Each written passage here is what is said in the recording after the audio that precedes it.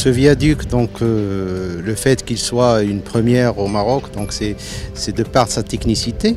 Donc c'est un pont mixte, métal-béton. Donc ce sont des morceaux, je dirais, pour être plus simple, ce sont des morceaux de métal, donc c'est des poutres qui sont soudées sur place, qui viennent de l'étranger par petits morceaux, qui sont soudés sur place et qui font une longueur d'environ une cinquantaine de mètres, 56 mètres pratiquement.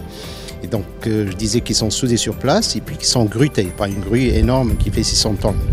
Donc, et puis qui sont posés. Et ensuite vient la phase bétonnage, donc pour fermer ce genre de carré, comme vous voyez en arrière, ce morceau de métal, le fermer. Donc avec du béton en haut et en bas pour préparer la plateforme ferroviaire.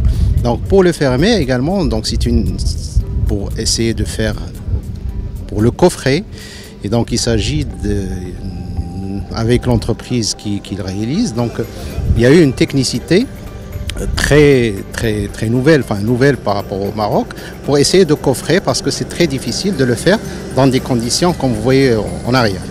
Donc de là, cet ouvrage-là, c'est l'un des premiers.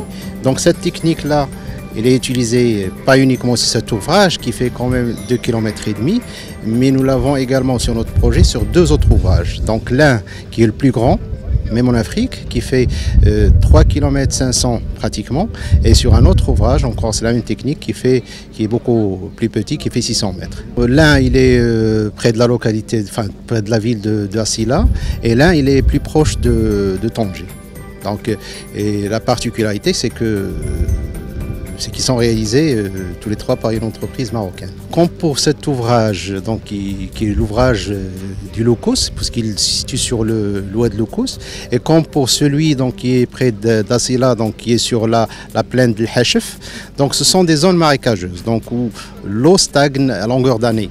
Et donc pour réaliser donc un passage sur cette zone marécageuse, donc il a fallu pratiquement enfoncer les fondations de cet ouvrage très profondément au sol. Donc nous sommes arrivés à pratiquement des profondeurs de 60 jusqu'à 70 mètres de profondeur de pieux. Donc les pieux, c'est des colonnes en béton qui tiennent les piles. Donc ce que vous voyez en arrière, c'est ça qui tient l'ouvrage, ce sont les fondations. Donc de là, on a réalisé, je dirais, 10 km de pieux. Hein, c'est énorme, qui sont sous terre, qu'on ne voit pas. On voit que ce qui apparaît actuellement.